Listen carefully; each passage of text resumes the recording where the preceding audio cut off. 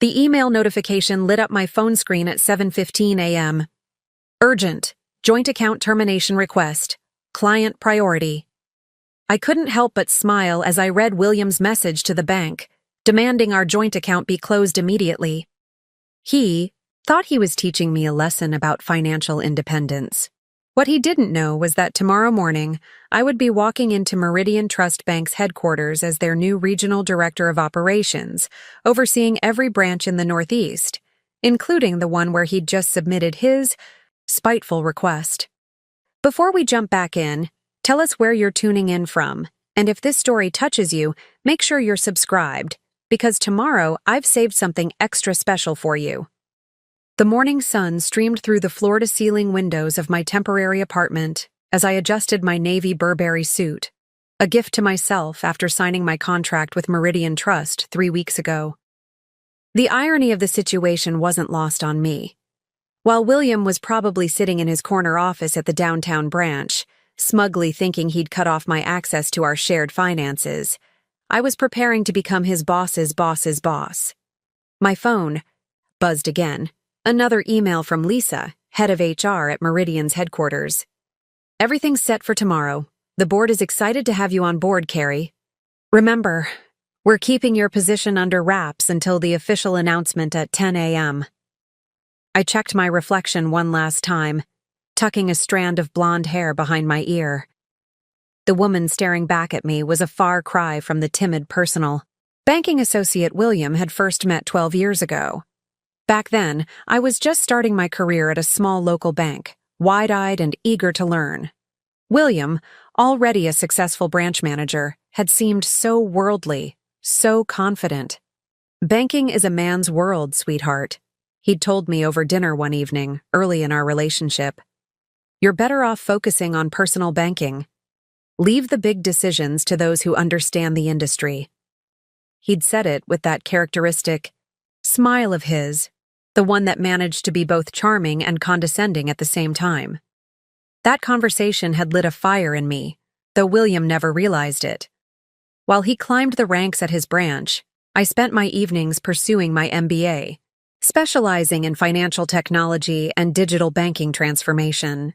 Every time he dismissed my career aspirations as cute, I channeled that frustration into my studies, into networking, into building something he couldn't see coming. My phone buzzed again, this time a text from Monica, my sister. Did he really try to close the account? Yes, I typed back. Apparently, asking for a divorce last week wasn't enough of a power move for him. He's trying to prove a point. Monica's response was instant. Little does he know the weight of my new security. Badge felt heavy in my blazer pocket. For the next 24 hours, it would identify me only as Carrie Bennett, executive team, deliberately vague on direct orders from Jackson Cooper, the CEO who had headhunted me after my successful digital transformation of 3 major regional banks on the West Coast. Your track record speaks for itself, Jackson had said during my final interview. But it's your vision for modernizing our retail banking operations that really sold the board. We need someone who can lead Meridian Trust into the digital age. I checked my watch, 8:30 a.m. In my inbox, William's account closure request had already been flagged for executive review, thanks to the protocols I'd helped design but hadn't yet implemented. The old system would have simply processed it automatically. The new one recognized patterns of financial control and flagged them for investigation. My laptop pinged with a calendar reminder, 9 SAO a.m., pre-meeting with executive team. I'd be arriving early, of course. William had always mocked my habit of being unnecessarily early to everything. Banking runs on its own time, Carrie, he'd say. You need to learn to make people wait for you. I grabbed my leather portfolio and car keys, pausing at the door of my apartment. Part of me felt a twinge of sadness about how things had turned out. When I'd accepted the position at Meridian Trust last month, I'd actually planned to surprise William with the news over dinner. I thought he'd finally be proud, finally see me as an equal. Instead, I'd come home that evening to find him sitting at our kitchen table with divorce papers, complaining about how my frequent business trips and late-night studying had changed me, and how he needed someone more supportive of his career. The irony was almost poetic. My heels clicked against the marble lobby floor as I made my way to my car. The morning traffic was light, and I could already see Meridian Trust's distinctive glass tower rising above the city skyline. Somewhere in that building, William was probably settling into his morning routine, unaware that his world was about to shift dramatically. My phone buzzed one last time, an email from Lewis Parker, my soon-to-be deputy director. All branch managers will be attending today's video conference announcement. Shall we proceed as planned? Absolutely, I replied. No changes. I pulled into my reserved parking space. The one William would walk past every morning, now marked simply with executive management. In less than 2 hours, everyone would know exactly who occupied it. The security guard at the executive entrance greeted me with a practiced nod. Good morning, Ms. Bennett. The executive team is gathering in the conference room on 47. I stepped into the private elevator, watching the numbers climb. My temporary badge felt like it was burning a hole in my pocket, a reminder of the momentous changes to come. As the elevator doors opened onto the 47th floor, I straightened my shoulders and lifted my chin. William had always said I needed him to succeed in banking. Today, he would learn just how wrong he'd been. The journey from that small branch office to this moment had been long, but as I walked towards the executive conference room, I knew one thing for certain. Success wouldn't be about proving William wrong. It would be about proving myself right. The executive floor of Meridian Trust Bank hummed with quiet anticipation. Through the glass walls of the conference room, I could see various department heads gathering for the pre-announcement meeting. My soon-to-be leadership team, though they didn't know it yet. Lewis Parker, my future deputy director, approached with a tablet in hand. Ms. Bennett, I've finalized the presentation for the announcement. Would you like to review it before the others arrive? I nodded, accepting the tablet. Louis had been instrumental in keeping my appointment under wraps, coordinating with HR to ensure everything was in place for today. The presentation was flawless, a comprehensive overview of the digital transformation initiative I'd be spearheading, complete with implementation timelines and projected outcomes. Excellent work, Lua, I said, returning the tablet. And the branch manager's video conference links? All tested and ready. Every branch manager in the Northeast region will be attending virtually. His emphasis on every wasn't lost on me. William wouldn't be able to avoid this announcement even if he wanted to. The conference room began filling with executives, each casting curious glances my way. My temporary badge and presence at this level would raise questions, but that was part of the plan. Let them wonder. In less than an hour, everything would become clear. Through the glass, I caught sight of Natalia Rodriguez, head of retail banking operations, deep in conversation with Michael Thompson from Risk Management. Their animated discussion carried through the door as they entered. The account closure flags are triggering more frequently than expected, Michael was saying. Just this morning, we had a priority case. A branch manager trying to terminate a joint account without proper consultation with both parties. I suppressed a smile, keeping my expression neutral. The new protection protocols I'd designed were already making waves, though they hadn't been officially implemented yet. A small preview of the changes to come. Ms. Bennett? A young assistant appeared at my elbow. Mr. Cooper would like a word before the meeting begins. I followed her to Jackson Cooper's office, my heels silent against the plush carpet. The CEO's corner office offered a commanding view of the city, and I could just make out the downtown branch where William worked, its distinctive red brick facade standing out among the modern glass buildings. Carrie, Jackson stood from behind, his massive desk, extending his hand. Ready for the big reveal? More than ready, I replied, shaking his hand firmly. Though I must admit, the timing has worked out rather interestingly. Jackson's eyebrow raised slightly.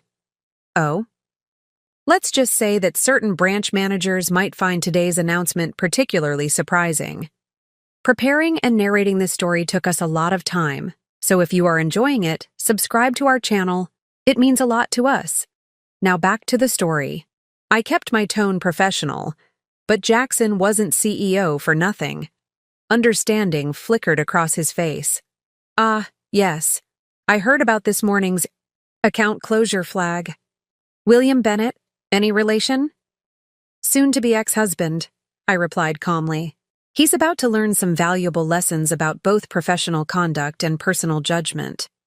Jackson leaned back against his desk, studying me thoughtfully. You know, when the board selected you for this position, it was based on your track record of transforming outdated banking systems into modern, customer-centric operations. Your handling of the Sterling Bank merger alone proved you understand both the human and technical sides of banking. But I have to admit, I'm even more impressed by your composure right now. I smiled, remembering the Sterling Bank merger, my first major success after leaving William's sphere of influence. Banking is about trust, Mr. Cooper, both from our customers and within our organization. Sometimes trust requires difficult conversations and significant changes. Indeed. He gestured to the wall of monitors behind his desk, where dozens of branch video feeds were already connecting to the conference system. Shall we give them something to talk about? Back in the conference room, the executive team had assembled in full. 15 of Meridian Trust's most senior leaders, all curious about the mystery woman with the temporary badge who seemed so at ease in their midst. Through the screens lining the walls, I could see branch managers logging into the video conference. My eyes found William immediately, his familiar face among the grid of windows, looking slightly impatient as he adjusted his tie. Louis appeared at my side, subtly positioning a folder in front of me. Inside was a single document, my official appointment letter, signed by the board of directors. In just a few minutes, a copy would appear in every employee's inbox, including William's. 2 minutes until we begin, Lisa from HR announced, her voice carrying across the room. The murmur of conversation died down as Jackson Cooper took his place at the head of the table. I sat quietly, reviewing my notes one final time. The presentation outlined not just my appointment, but the comprehensive changes coming to Meridian Trust under my leadership, digital transformation initiatives, customer protection protocols, modernized service platforms, everything William had dismissed as unnecessary complications when I'd tried to discuss similar ideas years ago. My phone buzzed one last time. Another notification about William's account closure request. The system had flagged it for potential financial manipulation, just as I'd designed it to do. By the end of today, it would become a perfect example of why our new protocols were necessary. Through the video feed, I watched William check his watch and frown. He'd always hated waiting, always insisted on running meetings on his own schedule. Today, he'd learn about the importance of patience, among other things. Jackson cleared his throat, calling the meeting to order. Good morning, everyone. Thank you for joining us for this important announcement. As you know, Meridian Trust has been searching for the right person to lead our organizational transformation initiative. I straightened in my chair, feeling the weight of every eye in the room and every camera in the video conference. The moment of revelation was approaching, and with it, the beginning of a new era for both Meridian Trust and everyone in it. William had no idea that his attempt to exert financial control this morning would become a textbook example in our new training programs about customer protection and ethical banking practices. His last power play was about to become a lesson in humility, one that would reshape not just his career, but the entire organization's approach to customer service.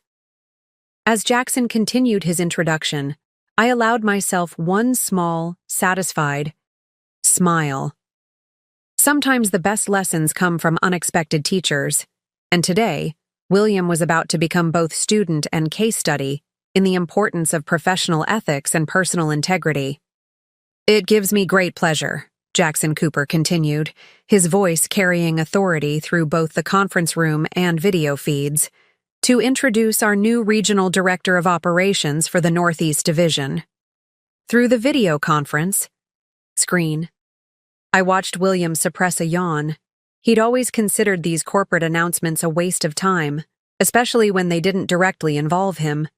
His attention was focused on his phone, probably checking if the joint account closure had been processed yet. This individual brings an impressive track record of digital transformation and operational excellence, Jackson continued. Their recent success in modernizing 3 major West Coast banks caught our attention, but it was their innovative vision for customer protection and ethical banking practices that convinced our board. I noticed several branch managers perk up at the mention of West Coast banks. William's head lifted slightly, a flicker of recognition crossing his face. He'd dismissed my work there as small-scale projects when I'd tried to discuss them during our marriage. Please join me in welcoming our new regional director, Jackson gestured toward me, Carrie Bennett. I stood, smoothly removing my temporary badge as Lisa from HR handed me my official credentials. The reaction in the room was immediate, surprised. Murmurs from the executive team, approving nods from those like Louis who had been in on the appointment. But my attention was fixed on the video wall, specifically on William's feed. I watched as his expression transformed from boredom to confusion to dawning horror. His phone slipped from his fingers, clattering audibly through his microphone. Thanks. You, Mr. Cooper, I began, my voice steady and professional. I'm excited to lead Meridian Trust's transformation into the digital age. In fact, some of you may have already experienced one of our new initiatives this morning. I clicked to the first slide of my presentation, displaying the new account protection protocols. As of 6 a.m. today, we've implemented enhanced security, measures to protect our customers from potentially harmful financial actions. This includes flagging suspicious account closures and requiring executive review of any attempts to unilaterally terminate joint accounts. William's face had gone pale. Through his video feed, I could see him frantically checking his email, no doubt finding the automated response about his account closure request being flagged for review. This is just the first step in our comprehensive modernization strategy, I continued, moving through the presentation with practiced ease. Over the next 6 months, we'll be rolling out a series of customer protection initiatives, digital service enhancements, and ethical banking protocols that will set new standards for the industry. The executive team was fully engaged now, taking notes and nodding along with each point. Through the video feeds, I could see branch managers doing the same, except for William, who sat frozen, his tie suddenly looking too tight around his neck. Ms. Bennett, Michael from Risk Management spoke up. The account protection system you mentioned, is this related to the priority flag we received this morning? Excellent question, Michael, I replied, clicking to the next slide. In fact, let's use that as a case study. This morning at 7:15 a.m., a branch manager attempted to unilaterally close a joint account without proper consultation or documentation. Under our old system, this request would have been automatically processed, potentially leaving the other account holder in a vulnerable position. William's hand shot up in his video feed, his face now a shade of red I'd never seen before. Yes, Mr. Bennett? I acknowledged him with professional courtesy. You have a question about the new protocols? There must be some mistake, he stammered, his voice strained. Surely certain account actions should be expedited for branch managers. Actually, I cut in smoothly. Our new system is specifically designed to prevent any abuse of position or authority. Banking is built on trust, after all. We can't hold our customers to standards that we ourselves don't follow. The irony of the situation wasn't lost on the other branch managers. Several were hiding smiles behind their hands, particularly those who had worked under William and experienced his management style firsthand.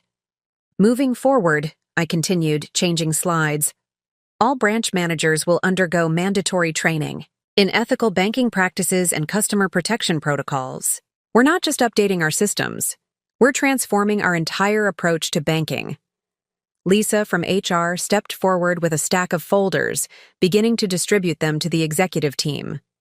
You'll find detailed implementation timelines and departmental responsibilities in these packets. Digital copies are being sent to all branch managers as we speak. I watched William's eyes dart back and forth as he presumably opened the email on his screen.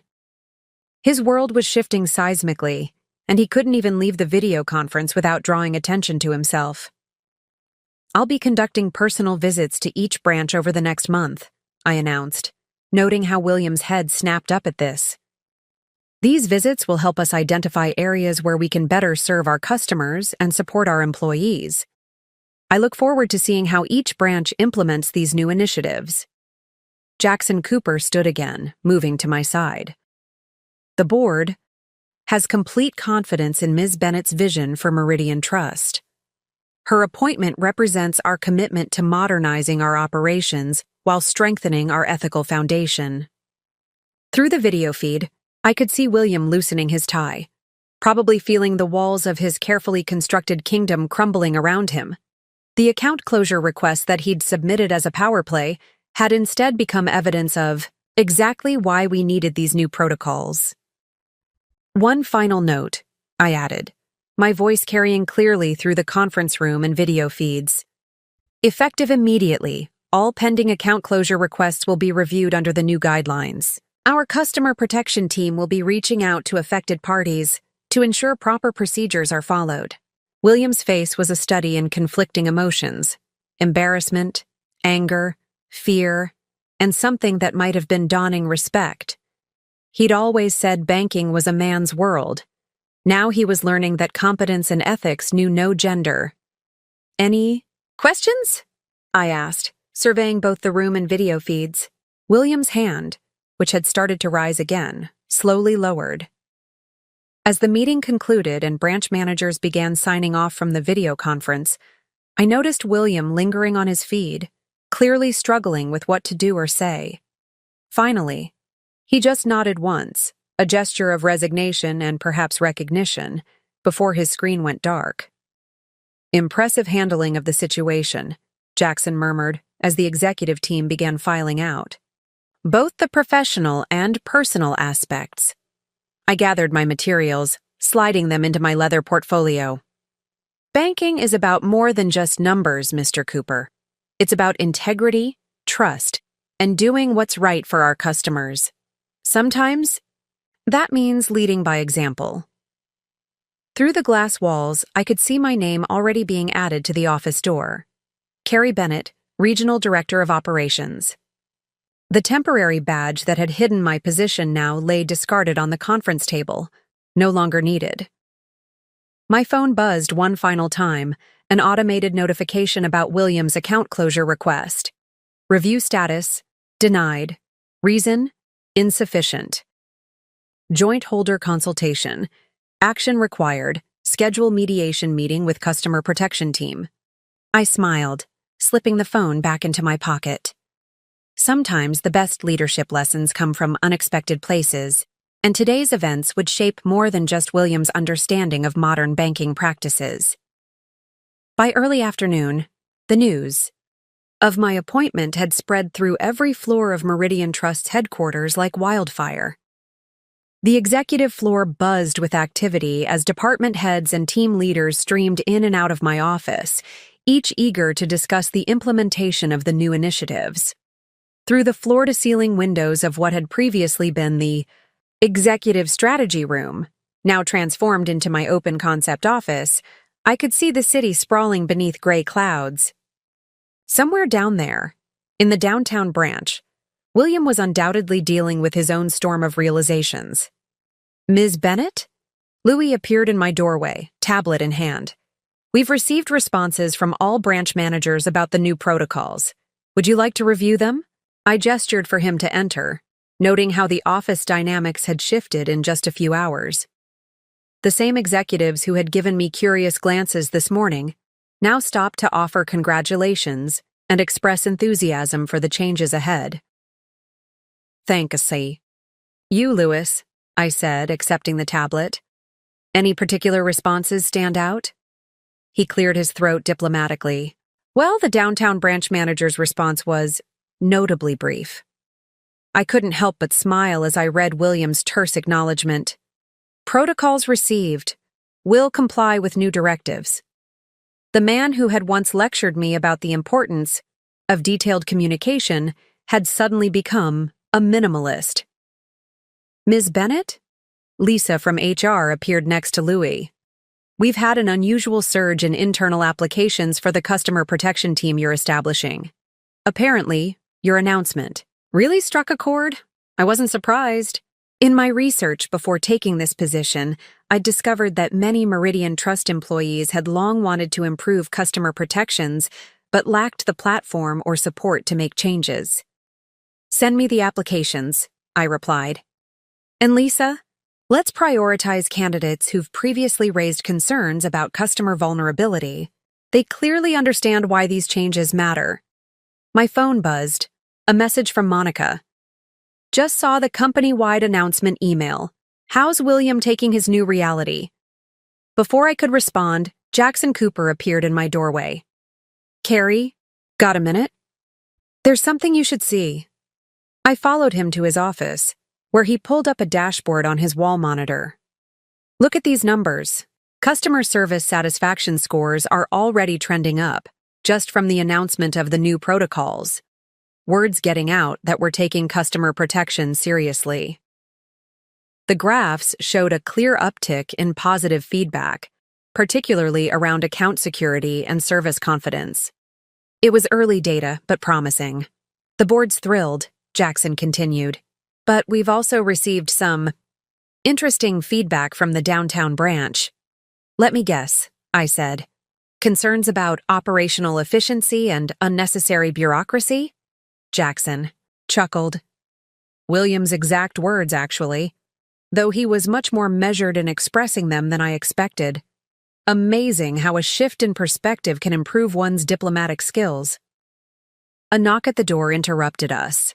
Michael from Risk Management, looking slightly anxious. Sorry to interrupt, but we've just received a rather unusual request from the downtown branch, he said. Mr. Bennett is asking to be included in the first round of ethical banking training. He's volunteered to be a test case for the new protocols. I raised an eyebrow, genuinely surprised. This wasn't the William I knew, the man who had dismissed every suggestion of policy change as unnecessary red tape. Accept his request, I decided. And Michael? Make sure the training includes our case study about this morning's account closure. Attempt. Sometimes the best lessons come from personal experience. As I returned to my office, I found Natalia from retail operations waiting with a stack of reports. The branch manager's meeting recordings have been transcribed, she said. I thought you might want to review some of the reactions to your announcement. The transcript revealed a fascinating pattern. While William had remained conspicuously silent after his failed intervention, other branch managers had become increasingly engaged, offering suggestions and asking thoughtful questions about implementing the new protections. Ms. Bennett? My assistant's voice came through the intercom. There's a sensitive matter requiring your attention. The downtown branch has submitted a formal request for leadership counseling. I knew what this meant. William was trying to get ahead of any potential disciplinary action regarding the account closure attempt. It was actually a smart move, showing initiative in addressing his mistake before being called out for it. Schedule it for tomorrow morning, I replied. And make sure the customer protection team is present. This will be an excellent training opportunity. My phone buzzed again, this time an email from William himself. Carrie, I want to formally apologize for this morning's account closure attempt. It was unprofessional and contrary to the principles of ethical banking you outlined in today's presentation. I request the opportunity to discuss how I can better align my branch's operations with Meridian Trust's new direction. Regards, William Bennett, Downtown Branch Manager. The email was perfectly crafted, professional, contrite, and forward-looking. nothing like the dismissive tone he'd used just yesterday when discussing my career ambitions over divorce papers. "Louis?" I called out. He appeared instantly at my door. "Schedule a comprehensive audit of the downtown branch's account management practices for next week. Let's see if William's new enthusiasm for ethical banking extends beyond personal damage control." As the afternoon wore on, the initial shock of the morning's revelations gave way to focused activity. Teams began forming to implement various aspects of the transformation initiative. The customer protection protocols were already being fine-tuned, based on feedback from the morning's test case. "The media department's requesting a statement," Lisa informed me, appearing with another stack of papers. "Your appointment and the new customer protection initiatives are generating significant industry interest." I nodded, scanning the press inquiries. "Schedule a press conference for next week. Let's give William and the other branch managers time to complete their first round of ethics training before we go public with the full initiative." Through my office windows, I could see the downtown branch building. The same red brick facade that had once represented William's domain now stood as a symbol of the changes sweeping through Meridian Trust. "Ms. Bennett?" Louis appeared one final time. "The customer protection team has drafted their response to this morning's account closure attempt. They're recommending a mandatory financial ethics workshop for all branch managers, using today's incident as a teaching moment." "Approve it," I said, turning back to my desk. "And Louis? Make sure William receives the workshop materials in advance. He's about to become very familiar with the importance of customer protection protocols." As the day drew to a close, I received one last notification. "Joint account status update. Protection review complete. Action taken. Account maintained. Mandatory consultation scheduled. Case added to ethics training curriculum." Sometimes, I reflected, the most effective leadership lessons come wrapped in humility. William had tried to teach me that banking was a man's world. Instead, he'd become an object lesson in why the industry needed to change. And I was just getting started. 1 month into my tenure as regional director, Meridian Trust had undergone a metamorphosis that exceeded even Jackson Cooper's optimistic projections. The quarterly performance reports told a compelling story. Customer satisfaction up 45%, account retention increased by 38%, and ethics compliance ratings reaching record highs. From my office on the 47th floor, I reviewed the latest branch performance metrics while sipping my morning coffee. The downtown branch's numbers particularly caught my attention. They had gone from having the highest number of customer complaints to being a model for customer protection implementation. "Ms. Bennett?"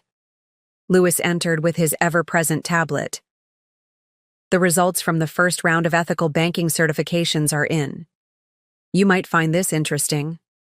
I accepted the tablet, unable to suppress a smile as I read the top score. William Bennett, 98%.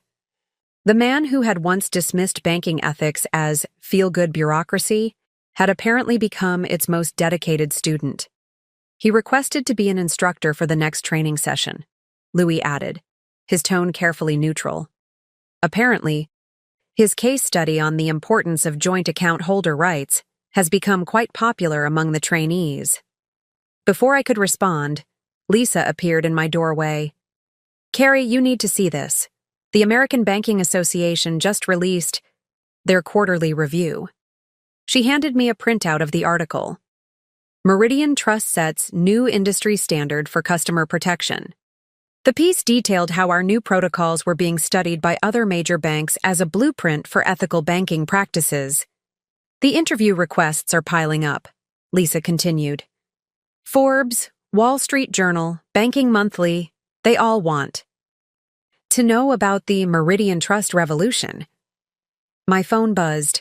A message from Monica. "Just saw your bank on the morning news. Guess who they interviewed?" I pulled up the news clip on my computer. There was William, standing in front of the downtown branch, speaking passionately about Meridian Trust's commitment to customer protection. "Banking isn't just about numbers," he was saying to the reporter. "It's about trust, ethics, and protecting our customers. Sometimes it takes a fresh perspective to help us see what's really important. The irony wasn't lost on me. The same man who had tried to unilaterally close our joint account was now becoming the public face of customer financial protection. Ms. Bennett? My assistant's voice came through the intercom. Mr. Bennett is here for the branch manager's weekly review. I checked my watch, exactly 5 minutes early. Another change. William had always insisted on making others wait for him. Send him in, I replied, organizing the performance reports on my desk. William entered, his demeanor professionally composed. Gone was the arrogant swagger that had once characterized his movements. He carried a thick folder of reports and analytics. Good morning, Ms. Bennett, he began, taking the seat I indicated. I've prepared a comprehensive analysis of our customer protection implementations, along with suggestions for further improvements. I accepted the folder, noting its meticulous organization. I saw your interview this morning, I said, keeping my tone neutral. A slight flush colored his cheeks. Yes, well, I've learned a lot this past month. About banking, about leadership, about many things. He paused, seeming to gather his thoughts. The ethics workshop. Using my account closure attempt as a case study, it was enlightening. Humbling, but enlightening. The best lessons often are, I replied, reviewing his analysis. The suggestions were actually quite innovative. Ideas for extending customer protections, enhancing financial literacy programs, improving communication, protocols. You've put a lot of thought into this, I observed. William nodded, his expression earnest. I've been doing a lot of reflection about my management style, my assumptions about banking, about how I treated you and your ideas. Before I could respond, Jackson Cooper appeared in the doorway. Sorry to interrupt, but you both need to see this. He flipped on the office TV, where CNBC was running a special report. Banking giant Meridian Trust leads industry revolution in customer protection. The report detailed how our protocols had already prevented hundreds of potential financial abuse cases across the region. The board is ecstatic, Jackson announced. They want to roll out these protocols nationwide. Carrie, they're creating a new position, National Director of Customer Protection and Ethical Banking Practices. I could feel William's eyes on me. As Jackson continued, they want you to develop the implementation strategy. You'll need to appoint someone to take over as regional director. Actually, I interjected, I have someone in mind. I turned to William, whose expression showed dawning understanding. Someone who's learned the importance of customer protection firsthand. William's face registered shock, followed by careful consideration. The downtown branch's transformation has been impressive, I finished. Your recent work demonstrates exactly the kind of leadership we need, assuming you're interested in proving that banking can be both profitable and ethical.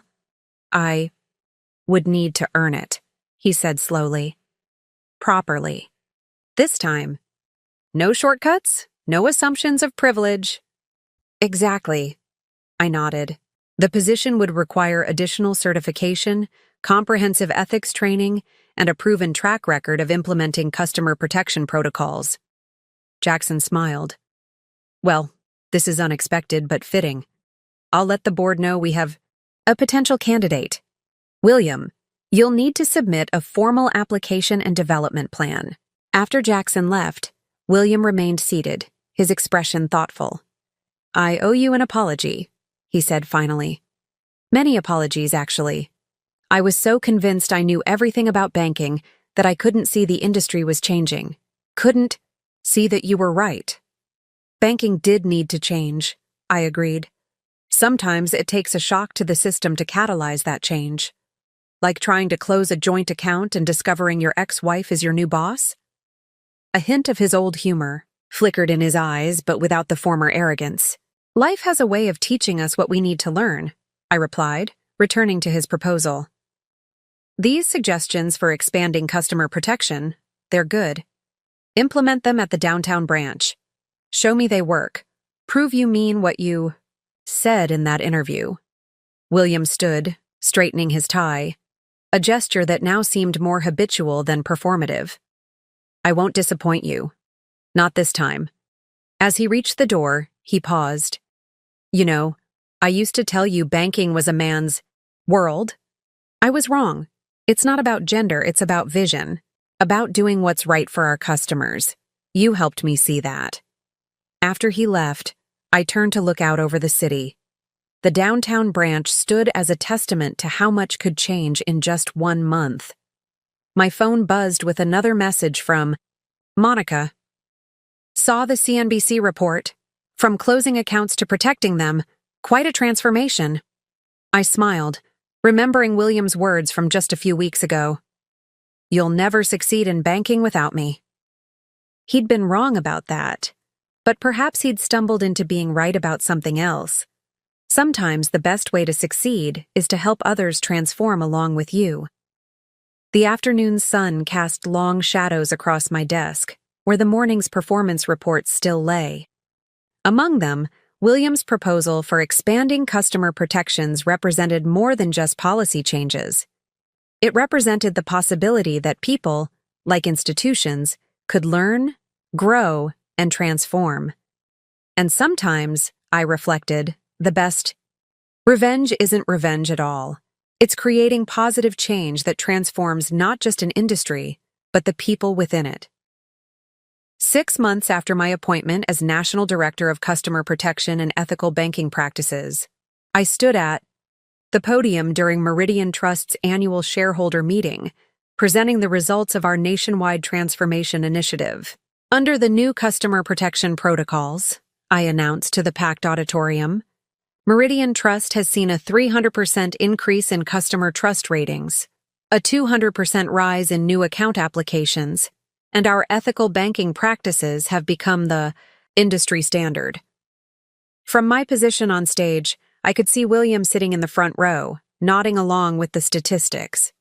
His recent promotion to regional director had been earned through merit and dedication, proving himself through actions, rather than assertions. The quarterly reports from the Northeast region under his leadership showed impressive improvements in both customer satisfaction and ethical compliance. But numbers tell only part of our story, I continued, clicking to the next slide. The real success lies in the culture we've built together, a culture where customer protection isn't just a policy, it's a fundamental principle. The presentation screen displayed testimonials from customers whose financial security had been protected by our new protocols. Each story represented a life impacted, a vulnerable person protected, a potential crisis averted. Ms. Bennett? Lewis, now William's deputy director, appeared at my side during the post-presentation reception. The Federal Banking Commission just released their annual report. They're recommending our customer protection protocols as the new national standard. I accepted the report, scanning its contents. Our joint account protection system, born from that pivotal morning 6 months ago, was being hailed as a revolutionary approach to preventing financial abuse. Quite a journey from that account closure attempt, a familiar voice observed. William had approached, carrying 2 glasses of sparkling water. He offered one to me with a self-deprecating smile. I found the original request form the other day, he said, his tone reflective. Hard to believe I was ever that person. He paused, considering his words carefully. You know, I keep that form framed in my office now, a reminder of how wrong our assumptions can be. Before I could respond, Jackson Cooper joined us, his face beaming. Have you seen the latest numbers? The Southeast region is requesting priority implementation of our protection protocols. They're calling it the Meridian Method. Actually, William interjected, we should call it the Bennett Method, though not for the reasons I would have suggested 6 months ago. He nodded respectfully in my direction. My phone buzzed, a message from Monica. Watching the shareholder live stream, from joint account drama to national banking revolution. Now that's what I call a power move. Ms. Bennett? Lisa approached, with a tablet. Fortune magazine is here for your interview. They're doing a cover story, Banking's Ethical Revolution, How One Woman's Vision Changed an Industry. I glanced at William, catching a flash of his old competitive spirit, now tempered with genuine respect. Tell them the real story, he said, about how sometimes our biggest professional failures can lead to the most important transformations. The interview was scheduled in the same conference room where I'd revealed my position 6 months ago.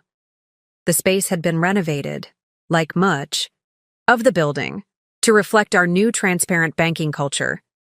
Glass walls, open spaces, visible ethics commitments displayed prominently. An interesting choice of location, the Fortune reporter observed, setting up her recorder. This room represents our journey, I explained. It's where we began our transformation from traditional banking to ethical leadership. William had quietly taken a seat at the back of the room, his presence a testament to how much had changed. The reporter noticed him and smiled. Mr. Bennett, your implementation of the customer protection protocols in the Northeast region has been remarkably successful. Any insights to share?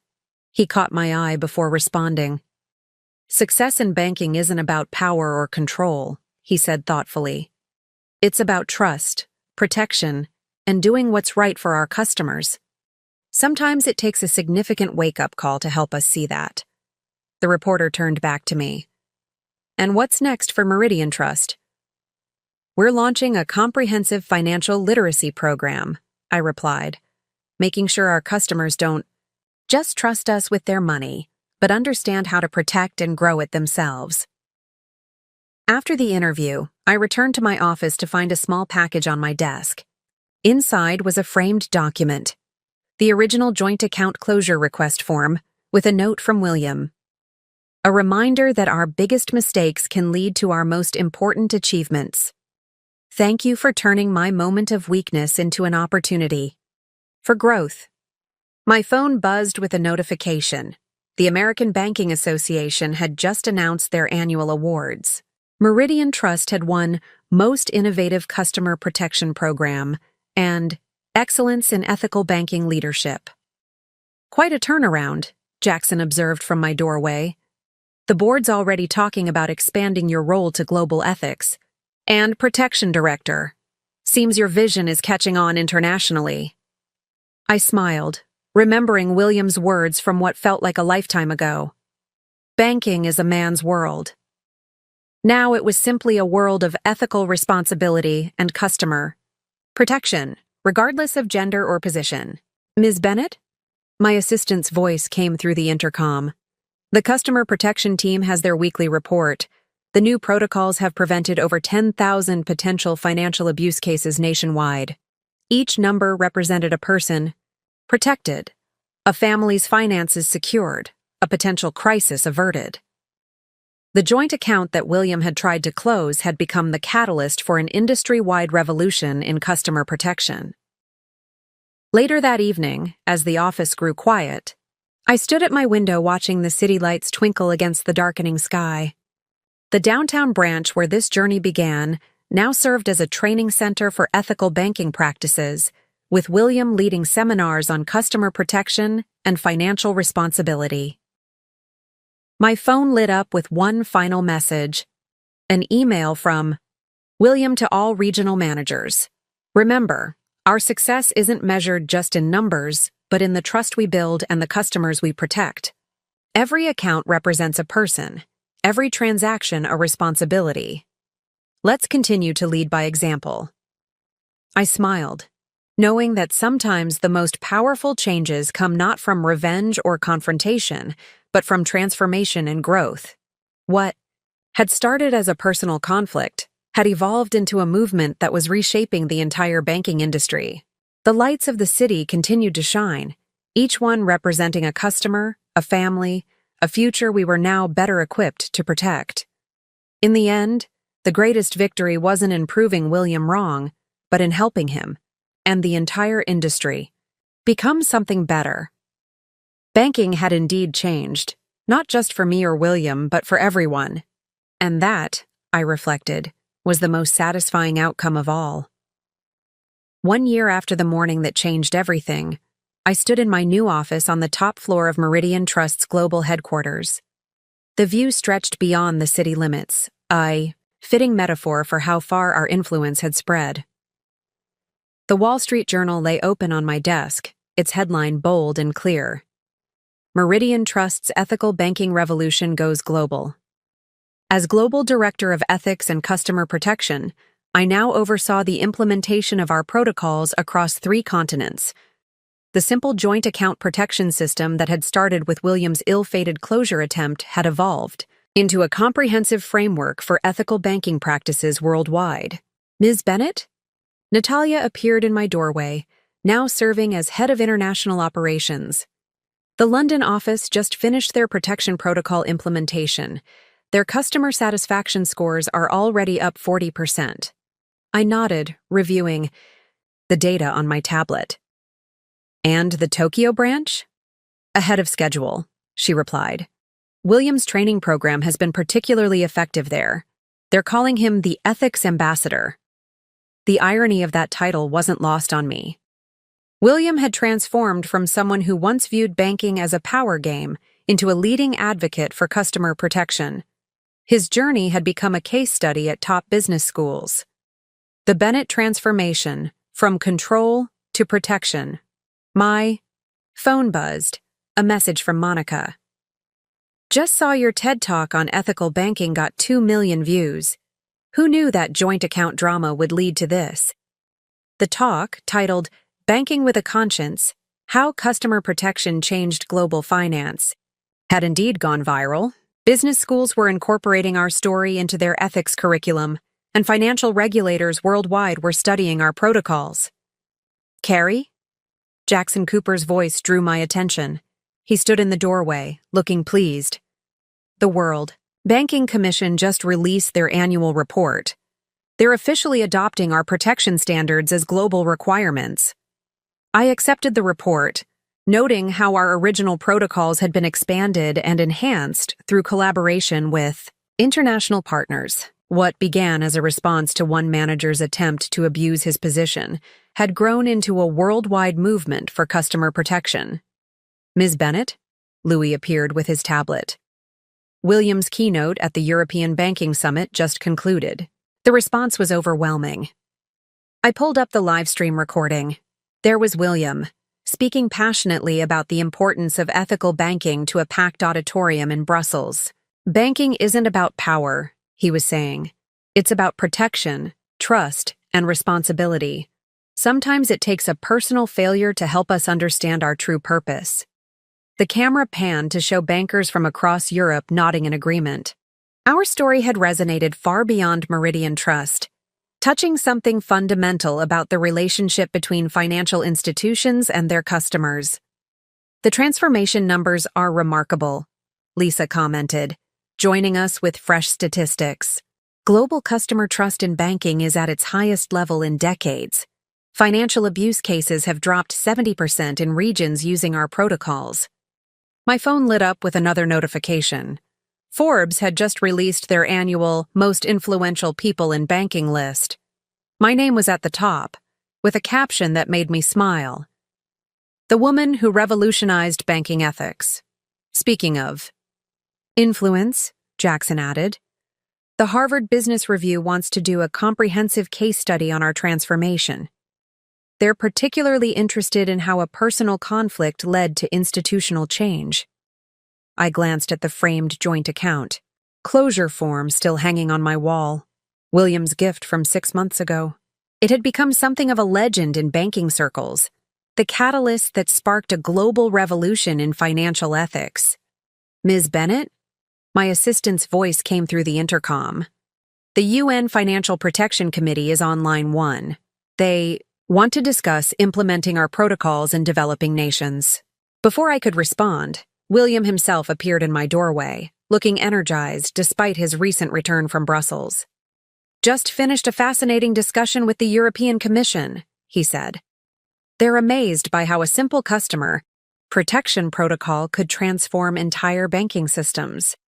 Sometimes the biggest changes start with the smallest moments, I replied, gesturing for him to enter. He nodded, taking a seat. I've been thinking about that morning, when I tried to close our account. He smiled ruefully. I thought I was exercising power. Instead, I became part of a case study in why banking needed to change.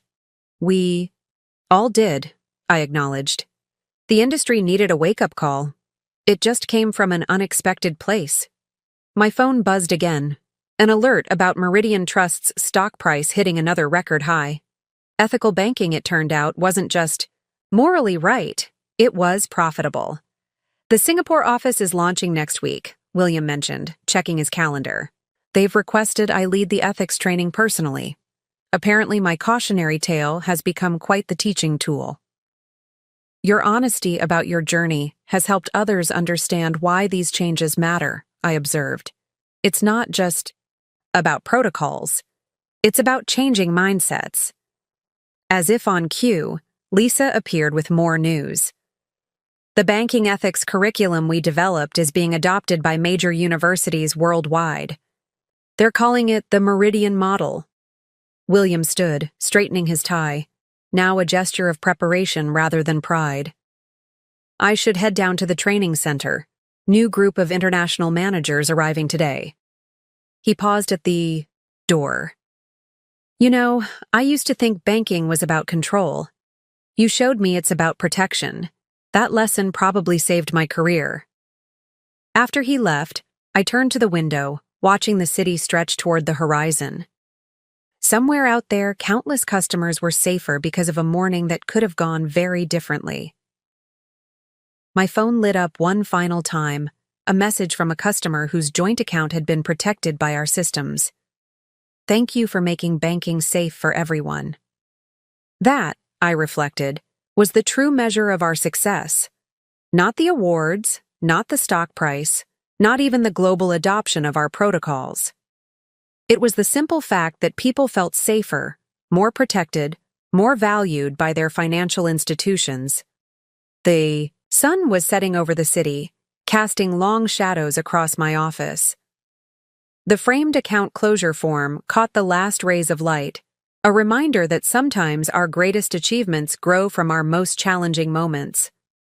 Banking had indeed changed, I thought, but not in the way anyone had expected.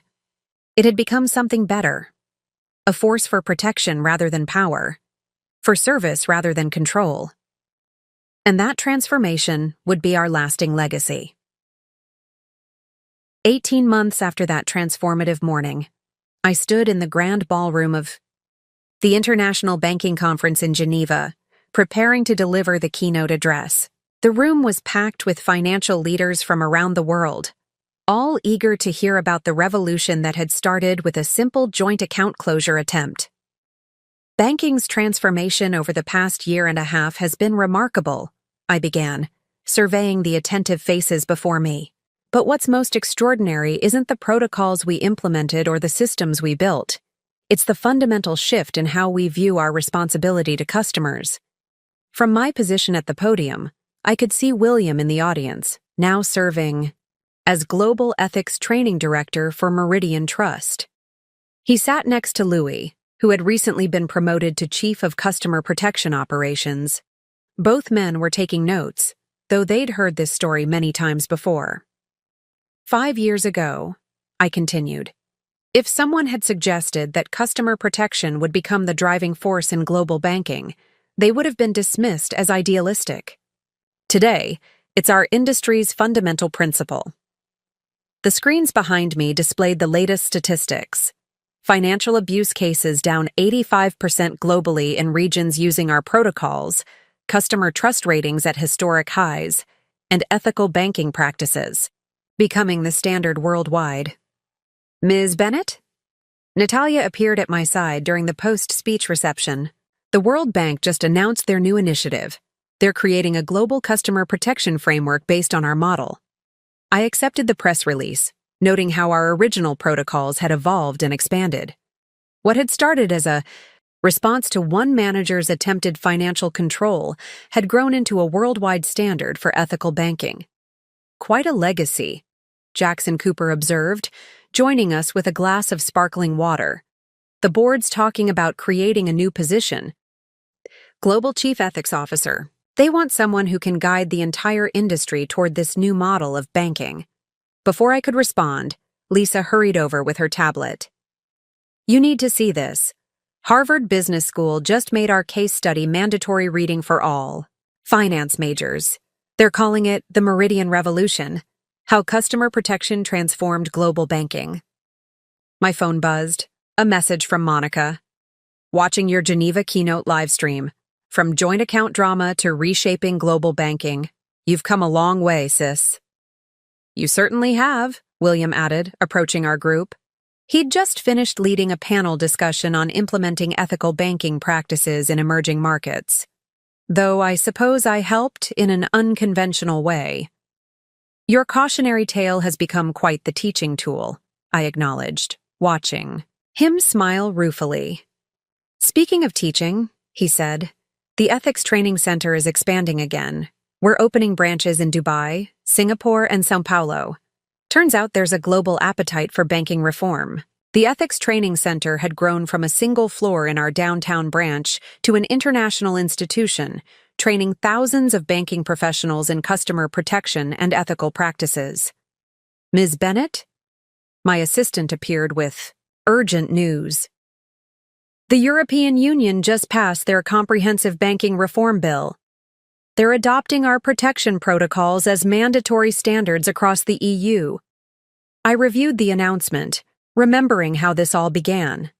The framed account, closure form still hung in my office, now accompanied by numerous awards and recognitions. But the true measure of our success wasn't in the accolades. It was in the millions of customers whose financial security we'd helped protect. The transformation numbers are extraordinary, Lewis commented, showing me his tablet. Customer satisfaction, up 400% globally, financial abuse prevention rates at 95%, and banking trust metrics at unprecedented levels. My phone lit up with another notification. Time magazine had named me one of their 100 most influential people. The article credited our customer protection protocols with fundamentally reshaping the relationship between financial institutions and their customers. You know what's really remarkable? William mused, watching bankers from around the world network and discuss ethical practices. We're not just changing policies, we're changing banking culture. The next generation of financial leaders will take customer protection for granted as a fundamental principle. He was right. The banking world had shifted dramatically from the days when he'd told me it was a man's world. Now it was simply a world of ethical responsibility and customer service, regardless of gender or position. Ms. Bennett? A young banker approached, her eyes bright with enthusiasm. Your story inspired me to propose new protection protocols at my bank in Malaysia. We've just finished implementation, and the results are amazing. These encounters had become common, young financial professionals from around the world sharing how our example had inspired them to drive change in their own institutions. The ripple effects are still spreading, Jackson observed. Every week we hear about new banks adopting our protocols, new regions implementing protection standards, new success stories from around the world. As the conference continued around us, I found myself reflecting on the journey. The morning William had tried to close our joint account seemed like a lifetime ago, yet it had set in motion changes that were still transforming the industry. Ms. Bennett? Lisa appeared with more news. The International Banking Standards Committee wants to create a permanent position for you, Chief Advisor on Global Banking Ethics. They want to ensure these changes become permanent. My phone buzzed once more, an email from a customer in Brazil. Your protection protocols saved my family's finances. Thank you for making banking safe for everyone, everywhere.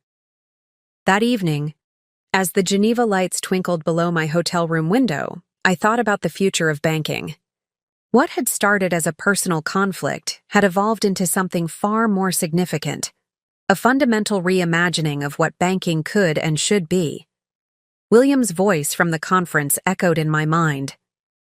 Sometimes our biggest mistakes lead to the most important changes. He'd gone from trying to control one joint account to helping protect millions of accounts worldwide. The next morning's agenda included meetings with banking regulators from Asia, Africa, and South America, all eager to implement our protection protocols in their regions. The revolution that began in one bank branch was now circling the globe, changing lives and institutions along the way. As I prepared my notes for the next day's sessions, I smiled at the simple truth we'd discovered. Banking's future wasn't about power or control. It was about protection, trust, and responsibility. And that future was already here, spreading across borders and transforming institutions, one customer at a time. The story that had started with a spiteful account closure attempt had become a blueprint for global banking reform. But more importantly, it had shown that real change often comes not from seeking revenge, but from transforming challenges into opportunities to make things better for everyone. That, I reflected, would be our lasting legacy to the banking world. Up next, you've got 2 more standout stories right on your screen. If this one hit the mark, you won't want to pass these up. Just click and check them out. And don't forget to subscribe and turn on the notification bell so you don't miss any upload from us.